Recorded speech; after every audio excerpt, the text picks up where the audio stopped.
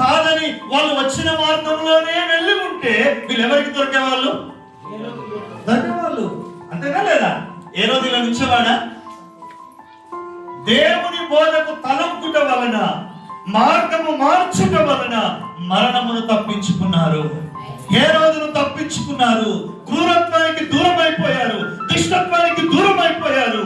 ఈ రోజు ప్రభు నిన్ను ప్రేమించి చెప్తున్న మాట, నీ మార్గాలను మర్చిపో, నీ మార్గాలను మార్చుకో, నీ మనస్సును మార్చుకో. నూతనమైన మనస్సుతో నువ్వు ఇక్కడి నుంచి వెళ్ళు.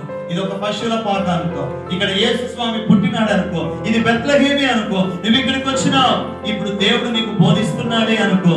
ఈ బోధను విని వెళ్ళేటప్పుడు ఎట్లా వెళ్ళాలి?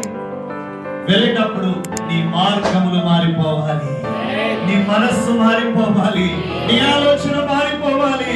ప్రియులారా, అలాంటి ఆలోచనతో ఉన్నారు కాబట్టి ఈ జ్ఞానులు ఎట్లాంటి ఆశీర్వాదం పొందుతున్నారంటే చూడండి, 10వ వచనములో చూడండి. 10వ వచనములో చూచి అత్యానందం. గట్టిగా స్తోత్రం చెప్పండి.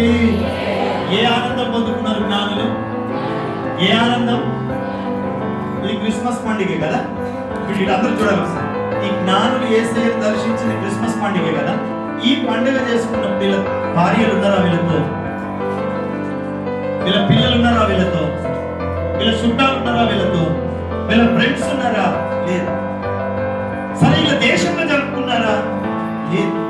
అయినా దేశము కాని దేశంలో ఎవరు లేక ఒంటరిగా గడుపుకున్నప్పటికీ ఆ పండగ ఎట్లా జరిగిందట? అత్యానందముతో పండుగ చేసుకున్నారు. అత్యానందముతో పండుగ చేసుకున్నారు. ఈ రోజు అడుగుతున్నాను నేను నిన్ను, నీ భార్య, నీ పిల్లలు, నీ భర్త, నీ కుటుంబం అందరూ ఒకే ఇంట్లో ఉన్నారు, ఆనందంతో పండుగ చేసుకున్నావా? ఈరోజు చెప్తున్నా, happy happy Christmas, merry merry Christmas అని చెప్తున్నా. హ్యాపీ హ్యాపీ క్రిస్మస్ అని చెప్పే మనం నిజంగా హ్యాపీగానే క్రిస్మస్ పండుగ జరుపుకుంటున్నామా?